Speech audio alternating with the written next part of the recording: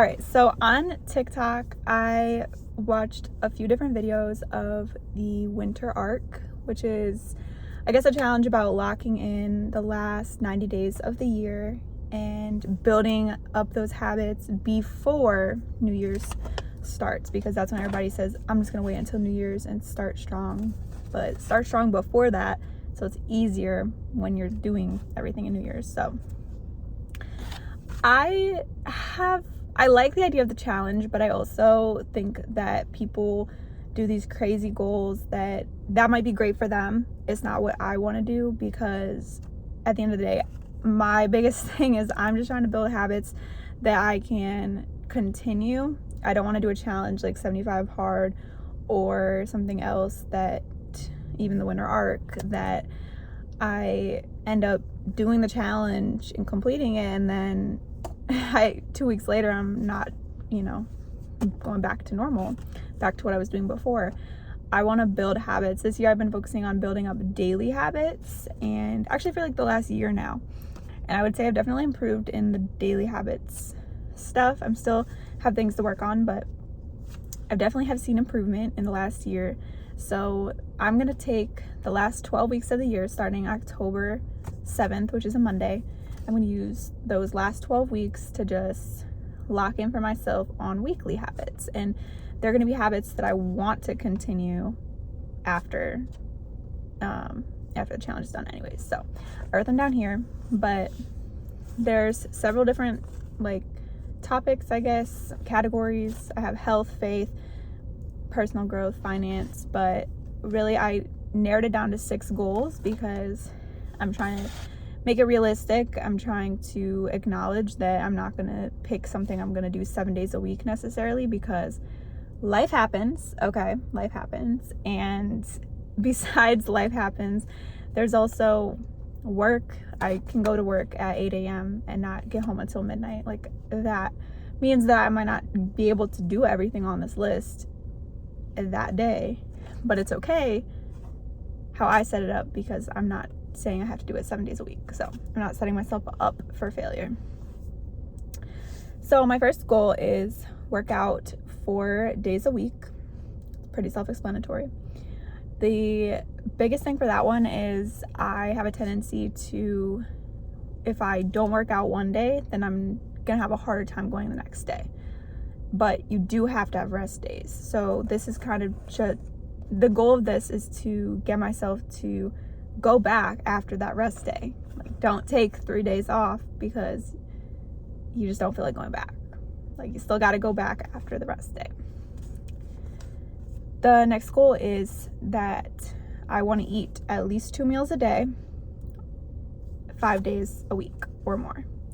So that comes from, I usually don't eat breakfast. So when I'm working, if I don't eat lunch because I'm just going from place A to place B to place C and I don't pause in there to eat, then I end up not eating until dinner time. So I want to try to get myself eating at least 2 meals a day. And then the next thing is spending 30 minutes outside at least 5 days a week. I moved to Florida so that I could spend time the whole year enjoying the weather outside, and I want to take advantage of that. The next thing is in regards to faith. I want to continue my journey with God, kind of figuring out what my faith is, and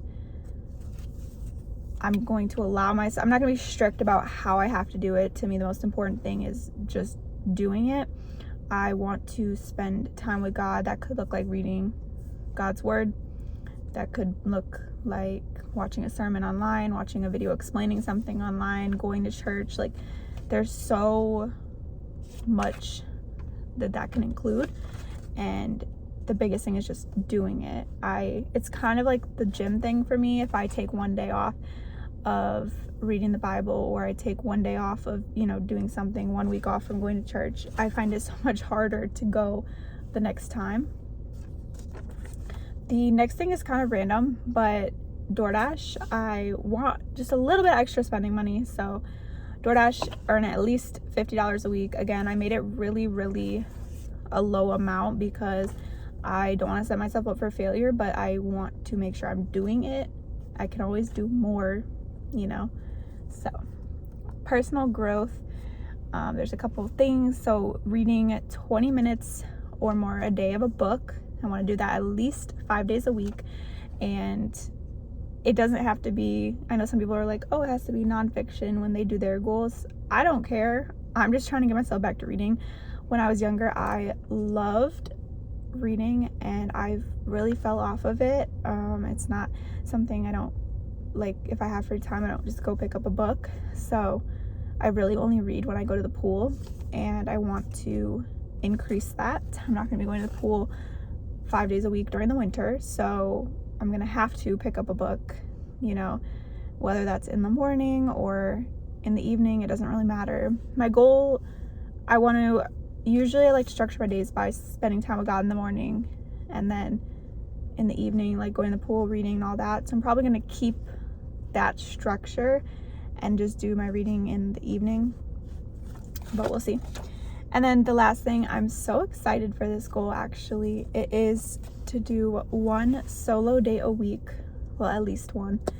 I have a list of things that I've been wanting to do since moving here, and I haven't done a lot of those things on my list because I've been waiting for somebody to do them with, and I'm kind of tired of that. I'm not going to keep waiting around for somebody else when I can do it by myself. I can have a fun time by myself, and if I keep waiting, I may never do the things that I want to do. So I'm going to stop waiting around. I'm going to just go on the solo date. I have a long list of things that's way more than 12 items of ideas that I want to do, and I'm really excited to see what that gets me out doing. I want to be social, like I want to meet more people here, but I also don't want to make like being social or doing a social activity every week.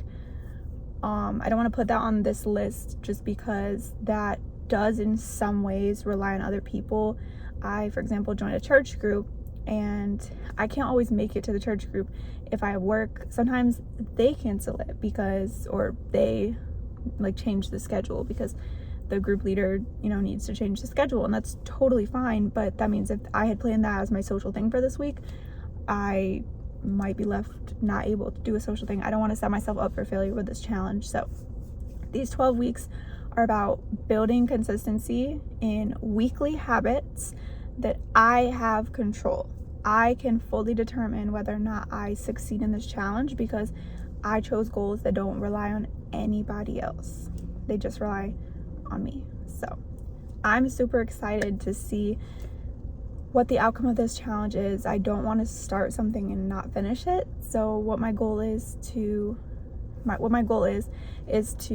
document this, and yeah, I'm just so excited because I'm gonna try to document every week. I document it on TikTok and here on YouTube.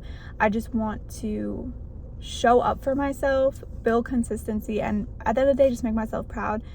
And again, I chose goals that can like last longer than just this challenge. I want to continue these into next year. So yeah, I'm super excited. It's going to be a great quarter 4. 2024 has had a lot of ups and downs, but I am hopeful that it's going to end well. I have a lot of things that I'm overcoming, a lot of obstacles. Depression is probably the biggest thing, and it's always there, but it usually kicks itself in the last, I guess October through March is usually harder for me. So I'm prepared, but again, that's why I'm not choosing crazy habits that I'm not going to be able to like finish or succeed at. So yeah, I'm excited. Hopefully, well, I guess I'll be checking in a week and I will have succeeded at everything on my list. Bye.